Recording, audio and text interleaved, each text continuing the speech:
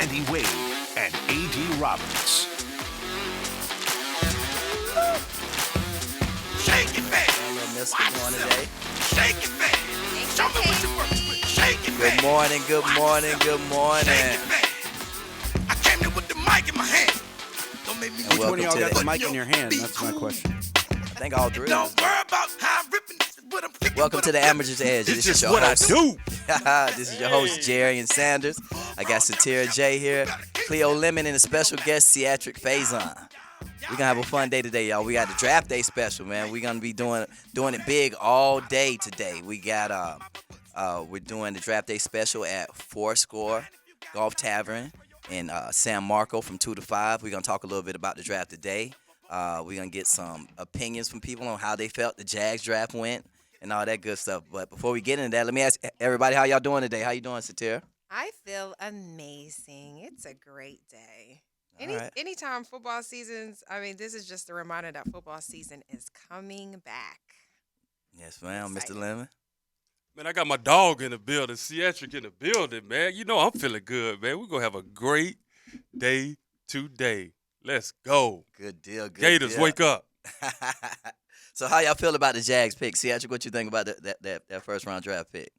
I like the pick. You know, I always say it's better for the Jags to draft needs, and a lot of people, you know, they want to go off a big name, but the drafted needs, man, from the first round to the second round, and I like Thomas. Right, You know, he right. long, he can run, he's a playmaker, and at the end of the day, in that league, you can never have too many playmakers. Right. So is this the end of the Zay Jones era? Zay Jones out of there. I'm sorry to say it, but Zay Jones out of there. You But- know, but- you get a younger guy with the same attributes, but more explosive. Right. So my question is, when it comes to the draft, do you draft for need or do you draft best player? Because there's always Right. that conversation about how you rate your draft board, who's left, what trades are being made, and then how you piecing this team together. How do you feel about that? First round, I always think you got to draft off a need, because you can't always draft the best player available, because that's like if you got a quarterback, the best player available, he ain't gonna help you because you got Trevor right there. So you got to Right. draft a need and somebody that can help the team. And to your point, that's what happened in Atlanta, right? Right. That's what happened in Atlanta. They just paid, you know what I mean, Kirk 100 Cousins, mil. and then they go get, you know what I mean, Penix from Washington. So the fans weren't happy with that. I wasn't happy. And I'm a Falcons fan. I wasn't happy. Hold on, you a Falcons fan? I'm a Falcons and You Jags just- man. I you adopted just- the Jags. Listen, man, I'm from Georgia, man. I'm a GA first and foremost. He got 3 teams. Yeah. But so for me, I was like, yeah, we just paid Kirk Cousins $100 million, and it's guaranteed 4 years. So is Penix gonna sit 3 or 4 years, and you still got to pay him that number 8 money, right? Whatever he slotted at, that's the money you have to pay him, whether he plays or not. So And Kirk's sitting there like, bro, y'all ain't helping me. Like, why y'all ain't bring me no piece in? At Give me a all. receiver, give me an offensive lineman, give me a running back, give me something. You know what I mean? But I think that's where the front office comes in. I mean, I'm an Eagles fan. You don't have to ask where I'm from because I'm from there. I might live in Jacksonville, used to be a reporter for the Jags, but I'm still hometown Philly. But so to me, it depends on your GM and your office management. Howie Roseman is one of those GMs where he is going to put his team in the best position to succeed. So in a case in Atlanta, I mean, I don't understand these GMs who bring in players they know they got to pay and then they draft. So are you just going to pay somebody $100 million to compete for a starting spot? That makes no sense to me. Nah. But then that's ownership, right? That's on ownership. So if you're allowing your GM and your head coach to make those decisions, that's on you. I don't think he knew about that. They showed the clip where after saw the it. draft, old boy was explaining himself. He had to tell why he took that pick. And at the end of the day, they didn't need nothing on offense. Like, Nothing. They needed everything on defense. they And needed a corner that- like no other. That was crazy. They needed pass rush, corner, linebackers, because they got tight ends, they got receivers, and they got 2 great running backs. So Right. that pick didn't make no sense. Well, I'm hoping it pay off in the long haul. So, you know, being a Falcons fan. Man, Falcons ain't been right since they lost to the Patriots. They Right. just still trying to find their way. That's right. Unfortunately, You're that's right. that's the situation in Atlanta. So So what you guys think about it? Was 6 QBs drafted in the first round. Yeah. 6. That's a lot. Is that a record? I don't know if it's a record. It's the I most think they tied since 1985. 85. I think it was 85. Well, and I think it's the most in the first round since like 2010 or something like that. I feel like I heard somebody say. I think, honestly, the way the system is set up with rookie contracts now, I think the value is in the rookie contract, right? So they want to grab a quarterback that they can put in that position for 5 years and then build their team with free agency and other draft picks. And that's really been a model for the past, since the new CBA. That's been a model. Right. You know what I mean? But see, I don't know if guys like Drake May, Bo Nix, I don't know if they're ready to play. I wasn't a fan of that Bo Nix pick at all. I know they need a quarterback. But so not to cut you off, I'm sorry, but it's the quality of player. To Cleo's point, quarterbacks are not the same how they used to be. I feel like the last good class of quarterbacks was that Lamar Jackson and that Patrick Mahomes era, and you're talking about one out of how many picks. So quarterbacks are like few and far between. I think the pivotal thing now is making sure you have a coach on your coaching staff that can coach this player up to their potential. We saw that example in San Francisco. Right. I mean, the last pick, slurring my words, the last pick of the draft is leading their team to a Super Bowl. That's in coaching right there. So it's about the coaching staff, because the quality of players right now, I'm sorry, they're just not there. I would say this about that pick. So I'm looking at the way it lines up. All right, so I'm thinking they wanted J.J. McCarthy. That's what they wanted, right? Yeah. And J.J. went at 10, which Minnesota traded back into that spot. Right before their pick, right? So they snuck that. So they really wanted J.J. McCarthy to fall to him. Then I think they got desperate and just took Bo Nix, because they probably had him as the highest rated quarterback. And they just, to Ciatric's point, they just drafted for need. Right. Well, no, I saw an interview where Denver brought in Bo Nix. They showed him the playbook. He learned the playbook. They had him go out and make some throws, and they just fell in love with him then. So I think they really did want him. But for me, like going back to like J.J. McCarthy, like to me, he was a game manager. Facts. I think J.J. was a reach. It was a reach. At the end of the day, J.J. averaged like 10 pass attempts a game in college. Right. So To that point, you got to think who coached him, right? He was coached by an NFL quarterback. Right. So they're putting their eggs in that basket, saying that, he's prepared, he's ready to go. And then he got the stamp of approval, from Harbaugh. Yeah. So, you know what I mean? So I think that's where his value was really in that part of it. He was in an NFL pro-style system. He was coached by an NFL quarterback. So teams feel comfortable picking him. Right. What do you guys think about that Xavier Worthy pick to the Chiefs? He ran the one who broke the record in the 40, ran the 4.2. I don't doubt Andy Reid. I don't doubt him. Yeah. I think he's perfect for that system, And the Reed like to move those fast guys and match them up in that slot against them linebackers and safeties. So I think Xavier Worthy, long as Andy Reid around, he gonna have a great career. They're just gonna fit him in. I just think when it comes to your point of how fast he ran the 40, we all know that transition you don't see that in the game at all. You not running no 4.2 any at type all. of speed in the game, but if they put him in the right position, you put him at slot, you may see that breakaway speed at some point, but that's few and far between. Right. But the Chiefs have proven those type of guys work in their system, so they're going to make it work. But he drops a lot of balls. Definitely do that. He drops a lot of balls, so he got to catch the ball first. So pitch behind the quarterback. They're going to make it work.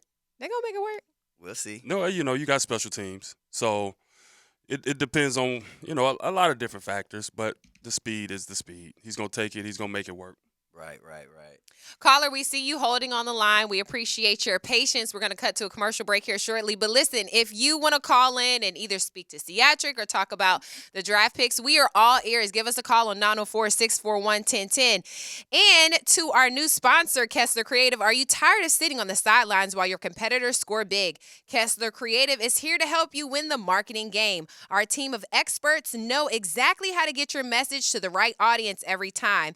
Visit www.kesslercreative.com today, or you can give them a call at 1-800-394-9393. That's Kessler Creative, your MVP in direct mail marketing. We'll be right back after these messages. And don't forget, you can catch us live in color today at 2 p.m. at Fourscore, a golf tavern in San Marco for our live draft special. See you soon.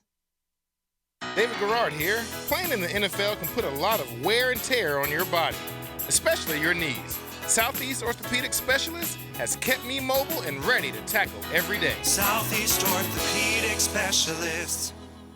David Garrard here. I've had the PRP treatment from Southeast Orthopedic Specialist, and my knees are really doing well. Platelet-rich plasma treatment may be the answer for whatever is hurting you. Southeast Orthopedic Specialist. Your wellness journey begins at Premier Physical Therapy and Rehabilitation, the gold standard in orthopedic and sports rehab for adults and adolescents alike. Dial 904-996-6922 or visit PremierPTJax.com today. Experience the Premier difference and take your first step towards a healthier, stronger you. Premier Physical Therapy, where Jacksonville comes to heal. PremierPTJax.com. It's Taylor Dahl from Helmets and Heels. You know, I've got to tell you about an amazing experience I had recently. I'm moving, which most of you know can be a very stressful time. I had to get my carpets cleaned, so of course I called up Zero Res, and let me tell you, they did not disappoint. Zero Res came in and worked their magic, leaving my carpets looking brand new. If you want impeccable service and a great deal, it saved me time, made my move a bit easier, and was less than if I took that apartment cleaning fee. Zero Res, spelled backward or forwards, is the right way to clean. Cooking with Prisco. These things are wonderful. You're going to love it. Have a rollies. Catch CBS Sports senior NFL writer Pete Prisco every Friday afternoon on The Franchi Show. Brought to you by Showtime Sports Cards and Collectibles on 1010XL. Unlock your true potential with the power of sports hypnosis, a power embraced by elite athletes worldwide. Experience the same techniques for peak performance that have propelled top professionals in the NFL, the NBA, MLB, and the PGA to new heights. So whether you're an aspiring athlete or a seasoned pro, HypnoFit tailors to all ages. Visit hypnofit.me today for more information to receive a free copy of AD's book, The Power of Sports Hypnosis. Step into greatness. Your journey to peak performance begins at hypnofit.me. I'm Justin Nornduff, creator of DVS, a medically backed pitching development program designed to develop young throwers' arms safely. We are excited to be launching our Florida Development Center at B3 Better in Jacksonville. To celebrate DVS, we are offering a free virtual coaches clinic and also giving away 20 free team DVS and athletic assessments at B3 Better. To register for the clinic and your team's chance to win, go to b3better.com/DVS and secure your spot today. 1010XL is presented by Farah and Farah, exclusive injury law firm of the Jacksonville Jaguars. Protecting you and your family. Call 396-5555. Jacksonville. It's the Amateur's Edge. Brought to you by B3 Better on 1010XL. All right, we got a caller on the line. Stu, you want to talk about the draft? I do. All right, we're listening. I want to talk about the Green Bay draft. You know, there's other fans of other teams in Jacksonville, Florida. Cool. What's your point? Give it to us. I just want to know, do y'all ever talk about, other draft picks of other teams? Sure. What would you like to talk about? We're listening. I would like to talk about Jordan Love, what was picked on defense, what was picked. Y'all can talk about the Jags and who the Jags picked, but the Jags got to play the Packers. Okay. You already know what the Jags gonna do to the Packers, so why we need to talk about that, Stu? Jags ain't gonna do nothing, but ease their pain by jumping in that pool that's full of you know what. Hey, Stu, man, we got Ciatric here today, man. We want to talk about Ciatric. We'll talk about that another day, man. How about that? Stu, come on.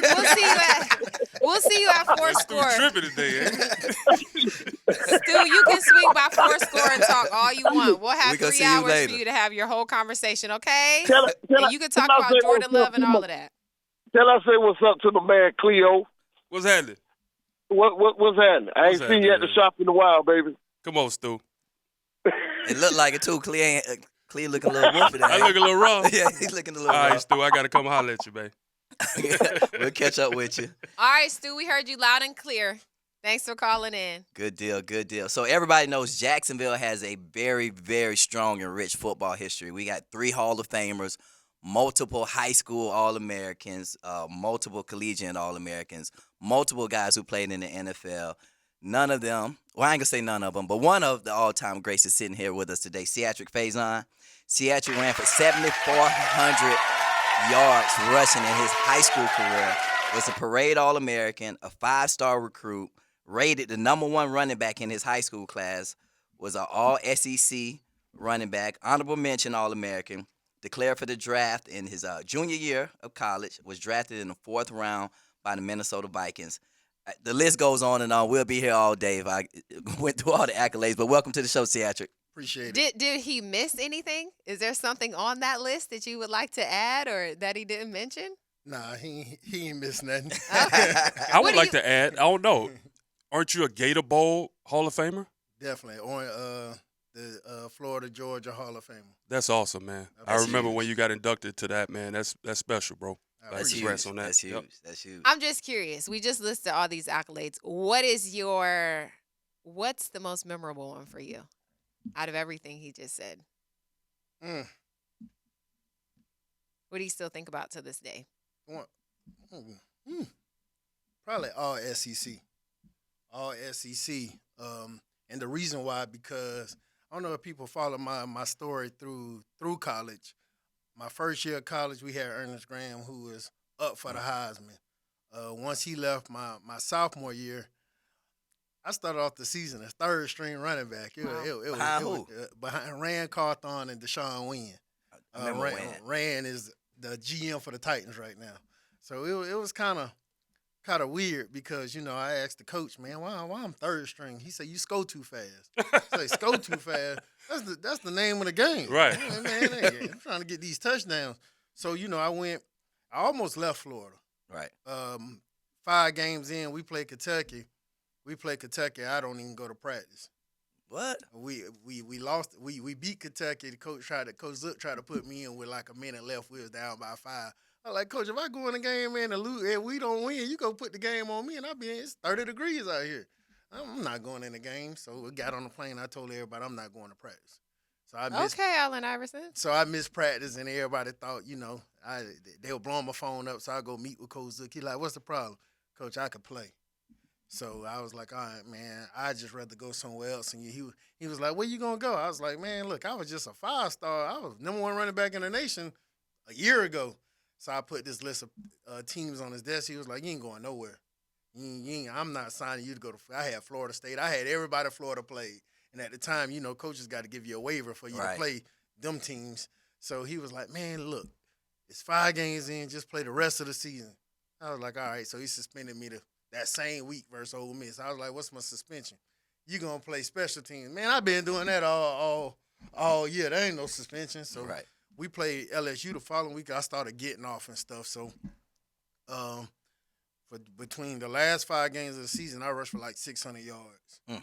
I was 3rd team all SEC and then played the first 5 games. Wow. As a sophomore. As a sophomore. And then going into the off season, he put me at backup again.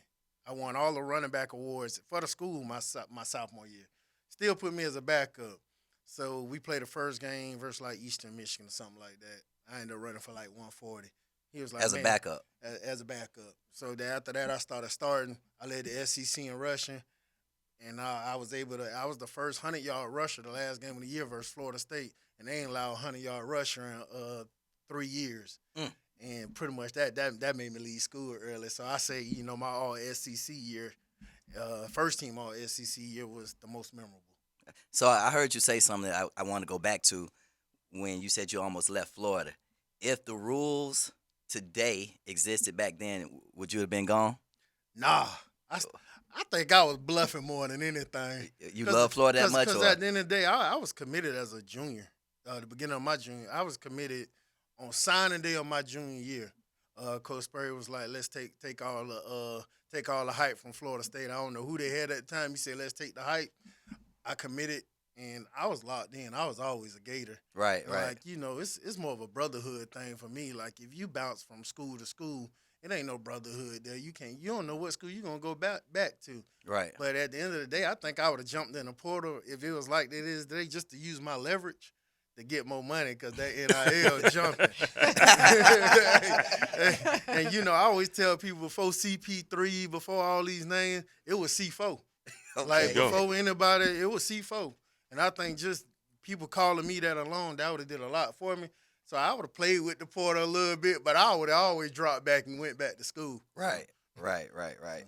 But now that rules, I'm interested to hear your thoughts on how the rules have changed, because to your point, back in that time, coaches had to sign off on it. Now there's nothing they can do. And you're a coach yourself. So what advice would you give to coaches and even players listening? Because I think one thing that I appreciated about the story you told is your coach, he kind of fought for you to stay. And coaches, they don't have that leverage these days. Yeah, I'll say, man, as a coach, if a player wants to leave your school, you might as well let them go. Like, at the end of the day, you might as well let them go. After you put time and effort in developing them, you just going to let them go? If you fighting for a kid that don't want to be there for real. My thing was different. Like, some of these kids, they jump in this portal, and some of them starting. Some of them getting off, and that's my thing now. It's not like they sat around there 2 or 3 years and they jumping in. Some of them is starting. So if you got a kid that's starting and he telling you he want to leave, what you keeping him for? Because at the end of the day, he not gonna give you his all for the university. Bye, Felicia. He might do it for himself. And at the end of the day, if he making that NIL money, he don't even care about the league, so he ain't gonna go hard for you. Right. So you might as well let him go. Let me get that player who want to be at the school. Because most of the time, them players that want to be at the school, that know their opportunity is slim to none, they going to go extra hard for you and make sure you win. And as a player, man, I just say give these coaches an opportunity. Like, some of y'all want to jump in this portal because you want to start as a freshman, but your odds of starting out as a freshman is slim to none, because it ain't too many guys that's walking onto a college campus is jumping in there right now, because people say, you this, you that, but that weight room is a big difference from going from that high school weight room to that college weight room, and them boys hit a little bit harder and run a little bit fast, so sometimes it take you a year or two to adjust. Right. And depending on what conference you go to, it might take you 3 years, because you go to that SEC, man, that's a different type of ball game. But see, that's the conversation Cleo and I had the other day behind the scenes. If you're bringing in a kid, he's a 5-star, that number is going to be high, right? You paying a kid $500,000. Can he sit now? You bringing a kid and you paying this kid $300,000, $400,000, $500,000. Can you truly sit a kid that's making that much money? First of all, you paying a kid $500,000 because he a 5-star, the coach is messing up, the school messing up, because prior to that year, they brought in that same position as a 5-star. But that's the going rate, though. Hey, that kid know it's a 5-star in front of him, and that coach know it's a 5-star in front of him. So the money shouldn't even be a thing. Like, if you're going to pay him $500,000 and you're going to take the $500,000, as a player, if you're going to take the $500,000, you might well sit. You can pay me $500,000 to sit. Right. But when you got Big Brother tapping on your shoulder, because, this is about collectives, right? So the NIL is about a collection of people who put money together to pay an athlete. So when you got Big Brother tapping on your shoulder saying, hey, we just raised $500,000. If you want another $500,000 for that next 5-star, I need to see that kid out here playing. We all know how politics is and how the game goes, and that's how it's going to be played.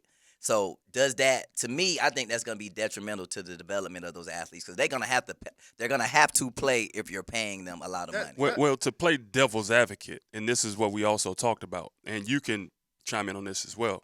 I was saying that all 5-stars are not 5-stars. 100%. Facts. You see what I'm saying? 100%. Like, sometimes you get rated that, and you're not that. Right. Sometimes you get drafted in the first round of NFL draft, and you're really not you're not a first round pick. Right. But then you have to perform to that pressure. Right. So a lot of times, first of all, who's rating these kids? And that's what I was gonna say. You know, back when we was playing high school ball and coming out high school ball, the college coaches was rating us. We actually had to go out and play football. They had to come to your games. You weren't getting off until they saw you live, and you weren't getting rated by Joe Blow, who never played football before. You got rated by these college coaches, and your ratings was based off of what type of offers you had. Now, man, they just throw out offers. You get homeboy stars. Kids get to sign up on 24/7 and type some stuff in, and just because you go to a camp and you signed up, you paid for their subscription. Right. You getting three stars soon as you leave the camp, and you lost every rep at the camp, but you getting 3 stars. And I be looking at some of these files. The people ask me, I'm honest. Coaches say, "What you think about such and such?" I don't like to talk down on kids, but if you ask for my opinion, I got to give it to you. Right. And I be like, that boy, he ain't like that for real. Like, he playing 1A football out there in no disrespect, but Hilliard, man. And he dominating everything out of it, man. He ain't crossing over to Duval. Like, just being honest, like, it's a big difference. Like, I tell people all the time, you get these Florida players, and you put a 1-star Florida player up in Cincinnati or somewhere like that. Even California. They gonna stand out. They're gonna stand out. Definitely. We're having some good conversation here. Honest conversation for all of you parents who think your kids are 5-star athletes. Just call in and ask Ciatric. He'll give you the real deal on that. Are you looking for a new marketing or advertising tactics to spread the news about your business? Here's a thought. You can join the Amateurs Edge Sports Radio family by becoming a valued sponsor where your partnership reaches beyond the airways and into the community. If you're interested, give us a call at 856-296-5108, or you can send an email to Cetera, CETERA at the letter B, the number 3, better.com. We'll be right back after these messages. Don't go anywhere. What makes a Honda certified pre-owned vehicle so special? 182-point inspection, 24/7 roadside assistance, first-year free oil changes, and a 7-year, 100,000-mile warranty for carefree driving backed by American Honda. Visit your local Honda dealer today. Time now for a medical recap. A health and wellness tip from Jaguars head team physician Dr. Kevin Kaplan. Rotator cuff tears are the most common overhead injuries I see. In order to avoid shoulder issues, make sure not to overload the front of the shoulder while also focusing on developing good scapular strength and maintaining flexibility in your lats. Proper hydration, nutrition, and supplementation are also crucial to joint and muscle health. Go Jag.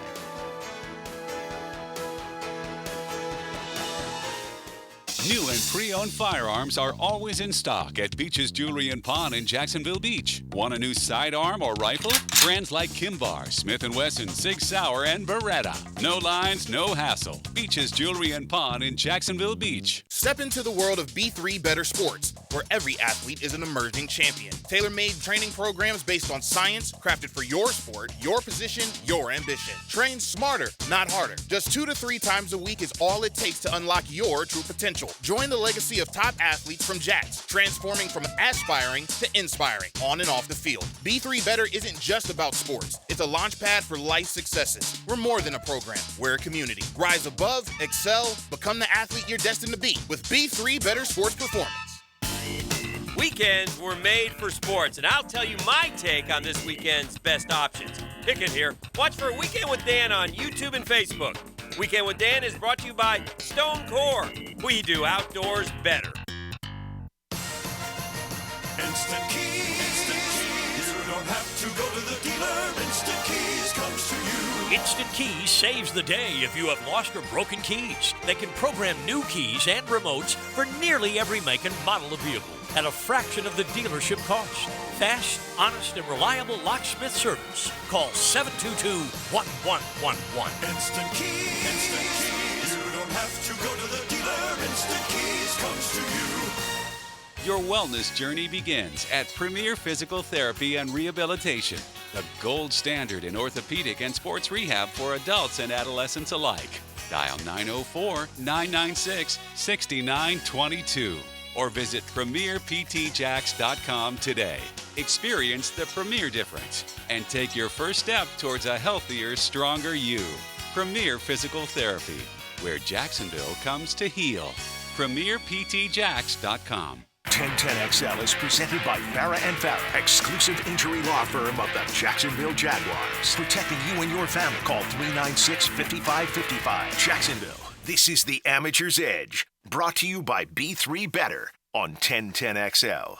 Fletcher grad and former Florida Gators star running back Ciatric Fason headlines the class set to be inducted into the 2021 Florida-Georgia Hall of Fame. Fason was a five-star recruit who played his ball in Gainesville from 2002 to 2004. In 2004, he was named first-team All-SEC, led the conference in rushing yards per game, was the recipient of the Ray Graves Award given to the team's most outstanding player.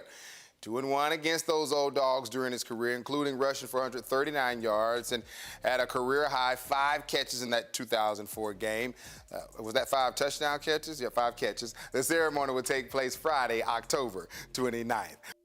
That hurt me to my heart to hear you was 2-1 against my dogs, man. I just want you to know that, man. You really shouldn't be sitting here right now. Don't be a Gale. You just pulled a Gale. That's why You really shouldn't be sitting here right now, man. Don't be a Gale. You just pulled a Gale. That's pretty phenomenal. That is phenomenal. 5 catches, 5 touchdowns?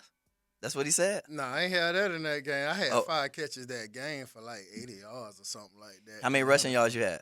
Like 140. Oh, dang. He said that so casually. Oh, he liked that. Yeah. I got a question because, I think it's always, first of all, I'm honored to be sitting here because everybody, kids play football every day to have those accolades. So I don't take it lightly that I'm sitting here near greatness because I'm technically not next to you. But everybody goes into their sport wanting to hear that. Like, when did you know you had something? Probably when I was in the 7th grade. So what about being 11 years old, 12? Yeah, 11, 12. What about, how do you know at 11 or 12 you're going to have those kind of accolades? I was a football junkie. Okay. Ever since I was 7 years old. I'd say 6. I got 2 older cousins that played in the NFL as well. Mm-hmm. Raheem Abdullah and Khalid Abdullah. And their dad is my great uncle. Mm-hmm. So back then you couldn't play football when you was 6 years old. So when you was 6 years old, you could go to a park, and I always ran. When they did their drills, I ran beside them, even though I couldn't play. And then as I started getting older, man, I stopped. At some points, I wouldn't go outside during football season. Like, I'm watching football, I'm learning.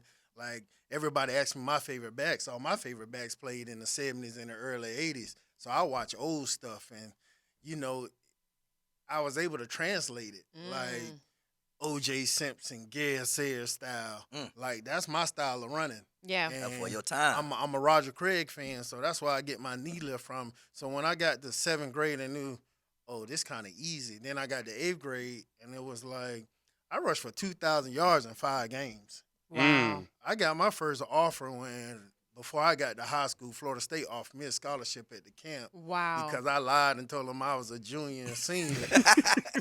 and I was that big? I was that big. And I don't know if y'all remember Kendall Pope. Mm-hmm. I do. Kendall Pope was at the Florida State camp. And I did a one-on-one against Kendall Pope. I didn't know who he was. I was young. I just got up there and win, and I beat him. And a lot of people don't know Greg Jones played linebacker. Mm-hmm. Greg Jones was at that same camp.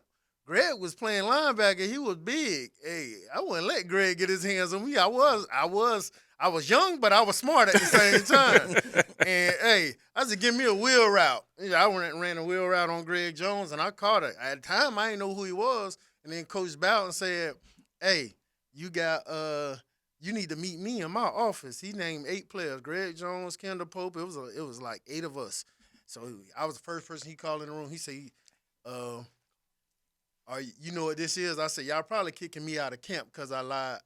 I lied about my grade. He said, no, this is a scholarship offer. Wow. So 7th grade, 8th grade, once that happened, I rushed for 1,300 yards in the 9th grade, man. Wow. So Varsity. 18 touchdowns in varsity. And Fletcher went through a stint where they was 1-9 for 3 years before I got there. And I got recruited by Bowles. I was like, nah, I'm going to Fletcher. I always wanted to go to Fletcher. Went to Fletcher my first year. We was 8-2, and then we played against Clinton Portis in the playoffs. He rushed for 210. I rushed for 205. He came up to me as a freshman after the game. They beat us by a touchdown. He say, "If you keep this up, man, you could be the best running back in the nation." Wow. And once he said that, that put me over the top. That's when you knew. The next day, Yeah. man, I went from 175 to 205 in like 3 months. Wow. That's awesome, man. You remember when we first connected? Do you remember? I don't know if you remember. We was out there on the Jaguars practice field. Yep. When you first came in. Yep. I was like, man, this is pretty cool. You get to play for your hometown team and me getting to make a connection with you. And then from that point, I really reconnected with you when you started your Starfish Foundation. That to me, that was big, right? And you put in a lot of work. I don't know if people realize that. Yep. And I always looked at it from afar, and I always would see you and, give you your flowers because I thought you was doing an amazing job. Tell me about that and what that meant to you, doing that for the youth here in Jacksonville. Oh, it's big, man. It's crazy that when I started Star Rated, man, the crazy thing is I took my son to a youth football practice. He was playing youth football for association, and I didn't like how it was going. Being a football guy, we look at certain things like, this ain't right. This ain't how it's supposed to be done. Right. And then I noticed when I got back to the city, a lot of people had these youth football parks just to make money off kids. So I was like, you know what? I can do this. I got a name.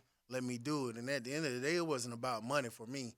It was about giving kids a great product, letting them let them have fun, and treat them like college before they get to college. And at the end of the day, some of these kids probably ain't gonna never see college. Yep. But if I could give them experience early, they could say, hey, even if they never make it, they could say, man, I enjoyed my time with Star Ready. And that was the whole thing, man, and giving back. And I always said, a lot of people leave the city. And a lot of people left Jacksonville who made it out of Jacksonville and never came back. And I said I was never going to do that. I was going to always come back and give to the city. Because at the end of the day, man, I think kids make the world go round. Right. And so I like to see every kid in the world be successful, and definitely in my own city. That's right, awesome, man. Right. We got a call on the line. Leonard? Yeah. I'm here. How you doing today, man? I'm doing all right. Ciatric, I don't know you personally. You remember Joe Antone at Fletcher? Joe? Yes. Yeah, he talked about you like you were the greatest thing since sliced bread. And you broke my heart when you were playing at Fletcher because I went to Sandalwood. And then you went on to the Gators and broke my heart since I graduated from Florida State. But I always followed your career. And really enjoyed watching you play. I appreciate that. It's hard. Hey, that goes a long way when a Sandalwood and a Florida State person tell me. Hey, you gave me my heart a little jump when you said you were thinking about leaving Florida to go to Florida State. I would have been calling you and begging you. You'd have been in line of a lot of good running backs there. You would have been at the top of that list. Yes, sir. I appreciate it. Good deal. You're welcome, man. Good deal. Well, thanks for calling in, Leonard. No problem. You guys made me reach back into my high school days. There you go. Have a good day, my man. So I have a question for you. So today's the theme is the draft and the whole draft process. How was that for you going through the draft process, sitting there with your family? Can you take us back to that time and what was going on with you during that time? Feelings, thoughts. My draft process was crazy. It was good, but it was crazy. Right. Cause I got the one thing about the draft people, man, they was honest with me. I got a late first round to fourth round grade, so they was honest. But my aunt, man, my whole family wanted to throw a party. I just ain't know what day to throw the party on. And I was like, maybe we should do the second day, but my aunt decided to go ahead and do it on the first day.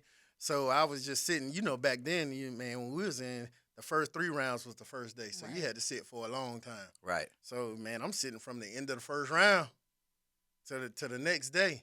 And it was crazy, man. Y'all, a lot of people don't know, but I grew up a 49er fan, but I cheer for, the Jazz because they local. So, but, man, I got a call from the 49ers, and they told me they was going to pick me. 49ers picked Frank Gore that same year. So they picked Frank Gore. I was like, man, I almost played for the team I grew up on.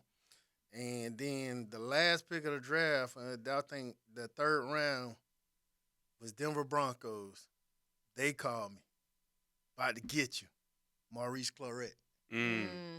At that point, I was like, man, I don't even know. So I mean, I had a good time, good party, but it was stressful, getting these calls, and then how this process for the play out for the next two days after this one. Like, I don't know when I'm gonna go now.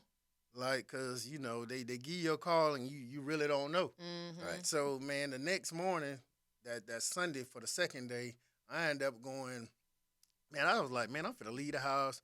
They had another little get together at my brother-in-law at the time house, and I'm like, man, you know what? I'm going to get some gas. I wake up early in the morning. I'm going to get some breakfast. I'm at the fast food spots. Everybody else at the house. My aunt called me and say, congratulations. I was like, huh? I'm pumping gas. Congratulations. Say what? You going to Minnesota? I'm like, man, I don't even know what Minnesota is. That's in Canada. Man, I don't know what Minnesota is. But the crazy thing about that, while I was pumping gas, I got a call from the Jacksonville Jaguars. You are still on the board. We didn't think you'd be on the board this morning before, and I said, oh, okay. So if you there, we're going to get you. I get home and realize Minnesota traded up. Because they traded Randy. I was one of the picks that Randy was traded for. So they traded up like all these spots. They traded like 3 picks to Randy trade Moss. up to the 4th round. That's a trivia question. They traded up like they traded like 3 picks or something to move up to get a 4th. Man, they drafted me. I'm like, man, I don't know what Minnesota is. Mike Tice get on the phone. Hey, we just drafted you. Ready to come to Minnesota? I'm like, yeah, but in my mind, I'm like, man, I don't know what Minnesota is. Like, and then I'm thinking about Minnesota. I know football. Right. Michael Bennett just was a Pro Bowler. You got Williams was there, been in the league like 13, 14 years. You had Ontario Smith. Yeah. You drafted Mowell DeMore the year before.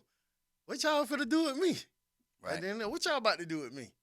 So, that process was crazy, but man, when I got up to Minnesota, it was lovely. But sitting around for hours, man, at the time, man, the draft, that first day of the draft go by 6 hours, 7 hours. Mm-hmm. So the only good thing, the only blessing that came out of it was the second day started by 8 o'clock in the morning. Right. So I ain't have to wait around all the second day. But, anytime you get that name call, it's always a blessing. At the end of the day, it didn't matter what round I got drafted in. I could have been Mr. Irrelevant for all I care. Right. I always told myself, I just want to hear my name called. And since I wasn't there, I had the good thing, my auntie was recording it, so I got a chance to go watch the recording to see when they did call my name.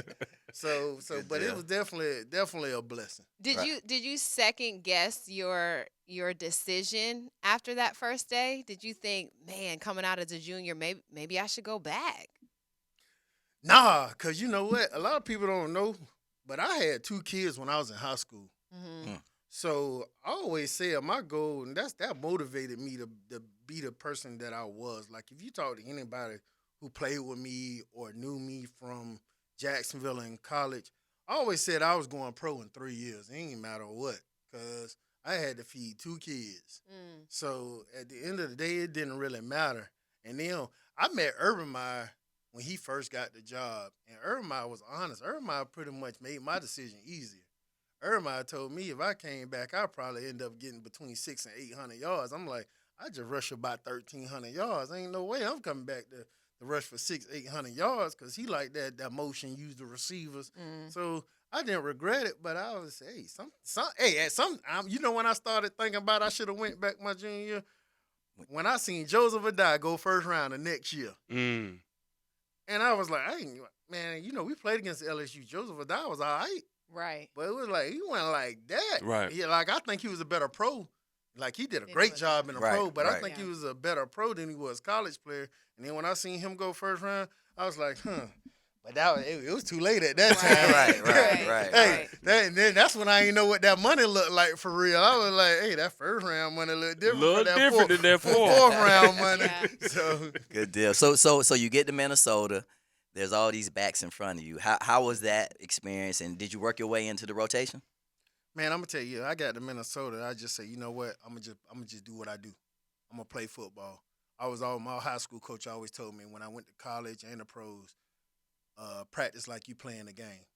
At the time, I didn't know what it meant until I got to college, and I realized you got an extra gear. So at every level, you got to put an extra gear. And the vets ain't gonna practice like them rookies. Right. So I said, let me take advantage of it. And I took advantage of it, and then they started nicknaming like this C4 dude real. And this was coming from like Antoine Winfield and the Fred Smoots, even Sam Cowell was there when I was there. And the vets are like, man, this dude could play. I started off like fifth string. They put me behind the undrafted free agent. And I was like, oh, what they trying to do? So I got hungry. I attacked it. And Coach Tice's brother, Mike Tice's brother, John Tice, came up to me and was like, hey, you my guy. And when he said, Mike Tice called me in the office and said, hey, somebody love you around here. I was like, who that? My brother. And then Coach Tomlin used to come up to me and say, you going to give us a show today? Because I kind of changed my style once my rookie year because I didn't want to get hit by them jokers be bringing it in the league. So I kind of went back. Let me go back to 7th grade where I used to be fast and use my jukes. And they used to start calling me Bambi because they would be like, uh-oh, Bambi. Because every time I juke somebody looked like their ACL was tearing. And Fred Smoot gave me that name. Right, Fred Smoot used to say, hey, Bambi. And then every time we watch it, I do a highlight in practice. Coach Tyson get to the meeting room and say, look at this. Look what he do today. Right. And Coach Tomlin used to be like, man, this kid a beast. So I ended up started playing, and what they did was just like to get me on the field with all them backs. They made me the short yardage and goal line back. I was 205 pounds. Right. Being the short yardage and goal line back. But, hey, I ain't care. You got that ball to the 2-yard line. I was going to score your touchdown. Right. So, man, it was definitely, man, it was hard at the time. But when I realized, for a 4th round running back to come into the NFL and even touch the field with a 13-year vet and then a Pro Bowl running back, and then Ontario Smith was the truth. Right. If he never get in trouble for that Wizinator thing, he probably would have been our starting running back. That boy was the truth. And Mawel DeMore was a complete back. So I'm like, they fit me in. It was it was no complaints. I just realized how hard you had to work once you got to that level. Right. And so you were there for 1 year or 2? I actually did two in Minnesota, going into my 3rd year when they got Adrian Peterson. Right. So when AP came, you knew it was a wrap.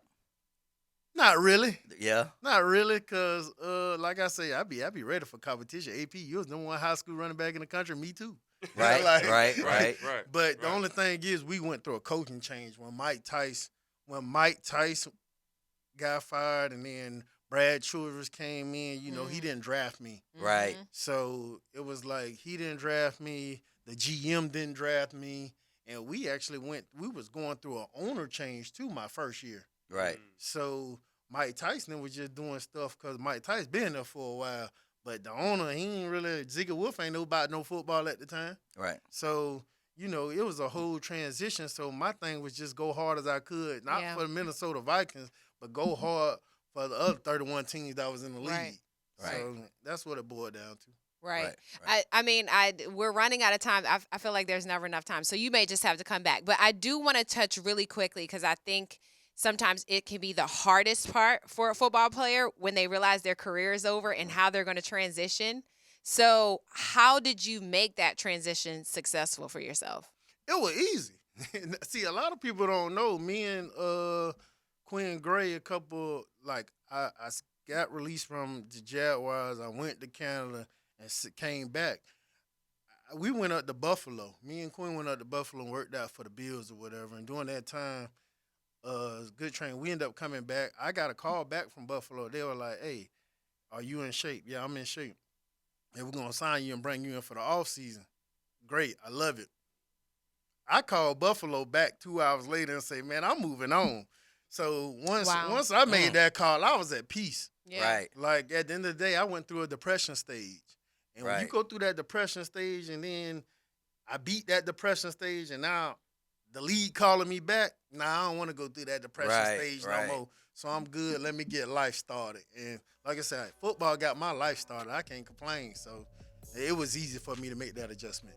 That's awesome. I'm glad to hear that. You got to come back and give us that story because I don't think we talk a lot about the mental stress and the depression that any athlete goes through. I think sometimes it's harder for football players because of the grit and the grime on your physical body. So will you come back and share? I definitely that? come Okay, back. good. We like to, and for those of you who didn't get a chance to call in, the next time he's on the show, you can patch in and talk to Ciatric. You are a great guest. I appreciate you. I appreciate y'all. You've been amazing. So listen, the show goes on. We carry it over to our live spot coming up at 2 o'clock. It's just a short break, so go grab some lunch and meet us over at Foursquare Golf Tavern in San Marco to continue this conversation. We're going to have a couple other retired NFL players, some high school prospects that are going on to play some big-time college football, and, of course, food and game specials. We'd love to see your face in the place. Catch us at 2 o'clock. Until then, next weekend, we will be back. Same place, same time on your same dial. Your favorite sports radio show here on 1010XL Amateur's Edge. Signing out. See you guys soon.